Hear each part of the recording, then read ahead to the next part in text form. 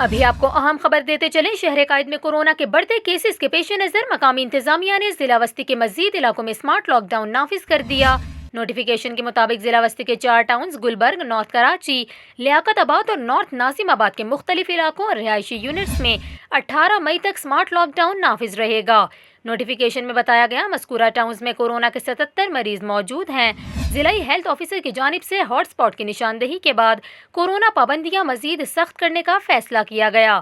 Notification میں کہا گیا متاثرہ علاقوں میں آنے اور جانے والے تمام افراد کو ماسک پہننا لازمی ہوگا، جبکہ شہریوں کی غیر ضروری نقل و حرکت پر پابندی ہوگی۔ علاقے میں تمام کاروباری اور صنعتی سرگرمیاں معطل رہیں گی۔ ڈپٹی کمشنر کی جانب سے جاری کیے جانے والے نوٹیفیکیشن کے مطابق متاثرہ علاقوں میں ڈبل سواری اور فیملی اجتماع پر پابندی ہوگی۔ متاثرہ علاقوں کے کورونا مثبت افراد اپنے گھروں میں قرنطینہ رہیں گے۔